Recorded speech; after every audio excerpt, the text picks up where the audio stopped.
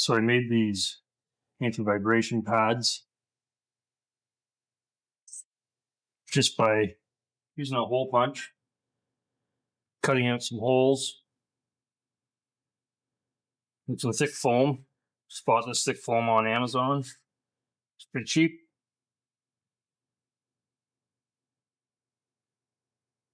Now I need these holes to line up with my bolt hole locations. Otherwise I could have some resistance when I install my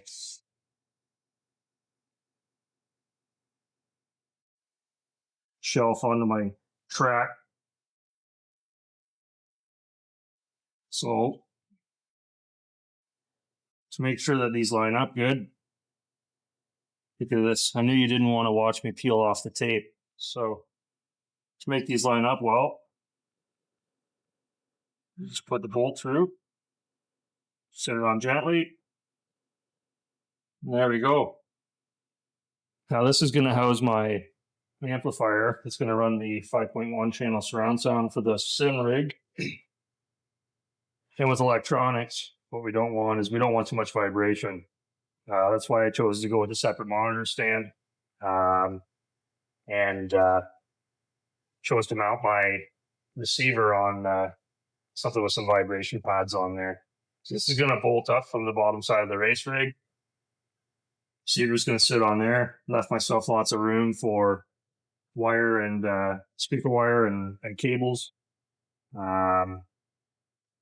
Yeah, another reason why I did it that way is so I 3D printed some brackets, and what I've done is I'm putting some bass shakers on there. So these are just really cheap, tiny little Dayton Audio, like they're TT25 tactile transducers. And for those of you that don't know what they are, they're essentially a silent subwoofer. So they're going to induce vibration, and that vibration is going to be sent from a sound card. And within the game, some of the telemetry data, such as tire noise and vibrations, well, they can be sent to individual channels from the computer out to these tactile transducers. And these, once again, will just bolt onto the aluminum extrusion. And depending on where I mount them, I can configure them so they replicate the tire noise. So as you drive over a bump, you'll actually feel the crack in the road come through the race rig. You can mount them underneath the shifter. If you miss a gear, you can actually feel the shifter grind. Underneath the brake pedal, you lock up your ABS. Your ABS will actually pound. Another one that seems a little silly, but actually gives you a lot of feedback and help you decrease your lap times and get you a little bit quicker. I like the rally games. So putting one underneath my throttle pedal can kind of help me understand what the tires are doing associated with the ground.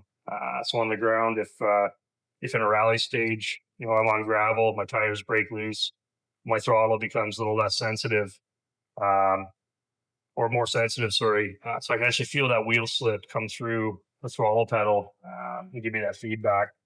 So with all of these inducing vibration into the rig, what I don't want is I don't want the sensitive electronics of my stereo amplifier being susceptible to those vibrations and degrading faster over time.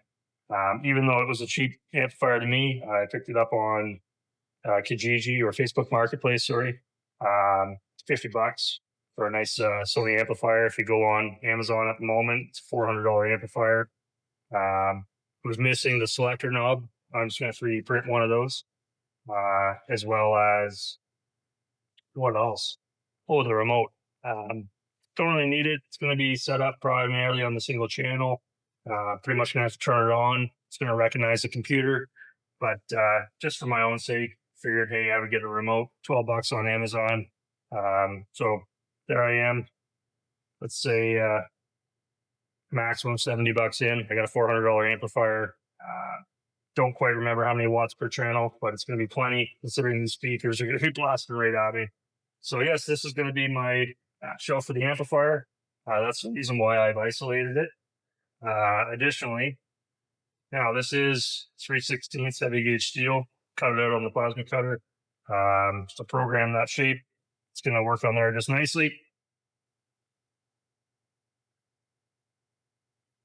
Now, these pieces of steel are actually the first pieces of steel that I had to purchase. Everything else was drops. That was scrap steel price. And so everything else in my race rig and all my brackets, they were just cut out of little individual corners and pieces from these triangular shapes that were going to scrap. They're leftovers from a large job. They weren't going to use them. So we purchased them for scrap steel price, which was nice.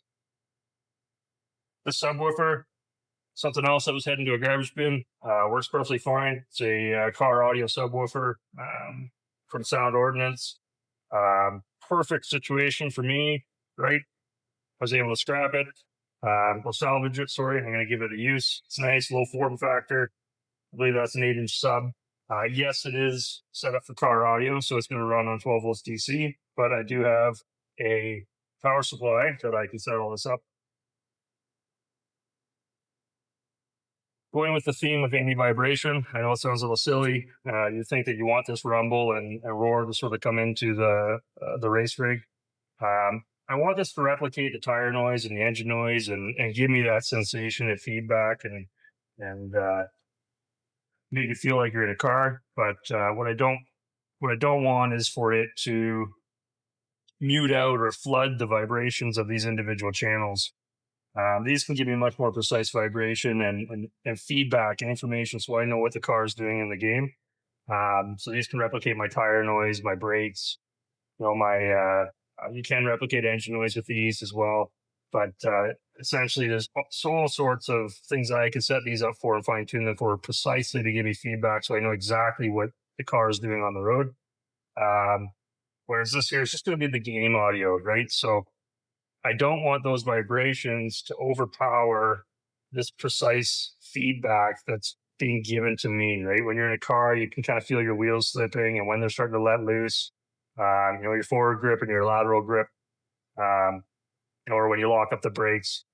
When you lock up your ABS, this isn't going to pound, but these are, right? So I need these to still give me that feedback. So two things. I'm mounting this up underneath my pedal deck. So this already had a bunch of screw holes in the bottom, and I should have left some of these off to show you.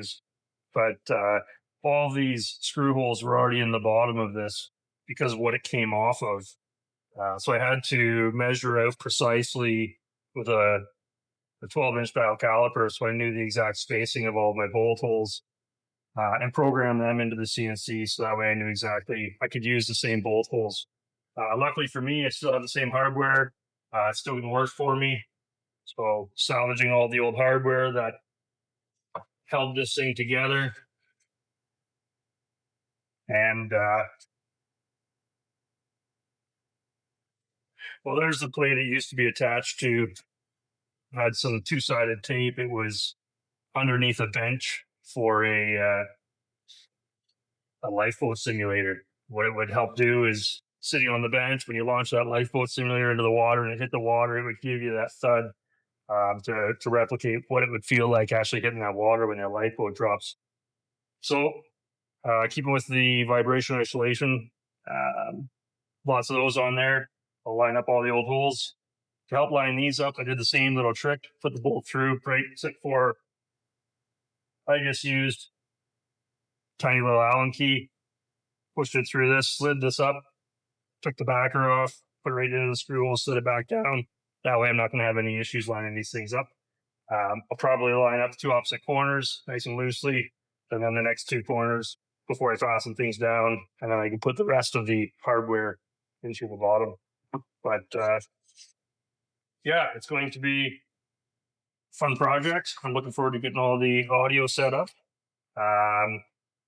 You said that's going to bolt up from the bottom. After I get this audio going, not sure what I'm doing with these. These might be my rear speaker brackets. Right now I have some freestanding speakers that I'm curious if I want to integrate everything all into the rig. But yeah, after that project's done and I get these mounted, get the audio set up, I'll see what I want to do with the rears. I already have a pretty good solution for them, but we will see. After that, I am making my own custom dashboard. So I programmed out the shape of the RS50, Logitech RS50 wheel. Um, Lots of you know what that is. And while on the RS50 wheel, when I'm doing rally racing, I really like to use an open wheel rim. And the unfortunate issue with that is none of the buttons are on that rim. So when I'm in the game, can't navigate the menus. I can't increase or decrease brake bias. Um, and all those buttons that are typically on those smaller Logitech wheels, um, as much as they get in the way when I'm on the rally course, they're very handy for navigating the menus and just overall function of the game. So this is going to be the game controller. Actually, I already have one set up there, but USB game controller.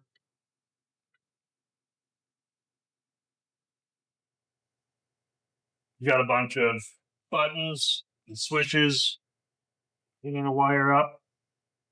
All right, so these buttons and switches will get wired up, plugged into these guys, mounted on this guy here.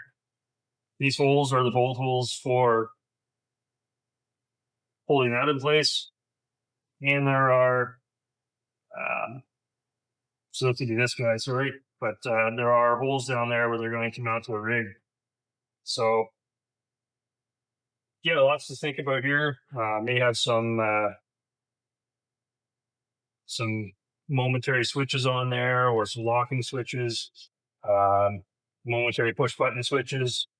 But yeah, I'm looking forward to changing those out.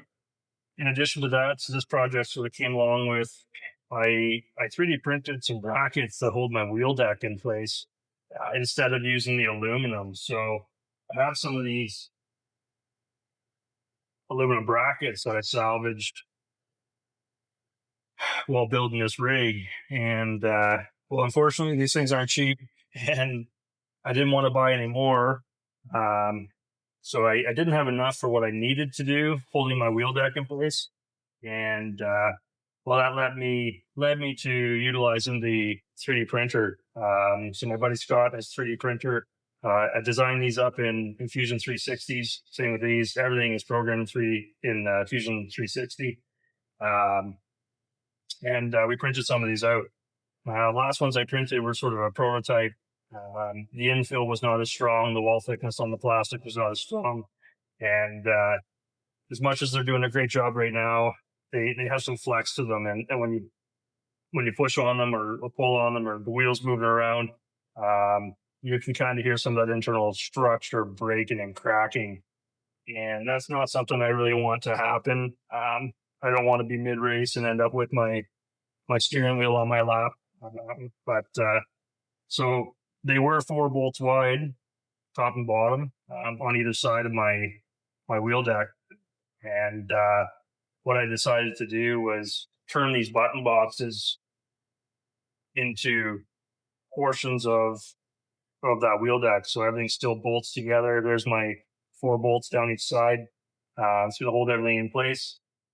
And I'm going to utilize these little USB joystick controllers. You can find them on Amazon. Maybe I can put the links down below. I don't have any affiliate links or nothing. One day, maybe that would be cool. But really cheap. I think you get a 2-pack for $14 and come with all these wires. You come with the USB cable that you plug in. And yeah, I'm going to wire those up. They'll just be recognized as a game controller by the PC. And I can button map and tell the games what I want to assign into these buttons to. So really looking forward to getting this going, making it easier to run the open wheel rims for the rally stuff. I got a few more tactile transducers I want to get set up, figure out a way to send the sound out to all these guys. And yeah, another shifter, e-brake. Yeah. On Facebook Marketplace, I got a Moza e-brake, and look forward to getting that set up. But lots ahead. Let me know what you think. Follow along.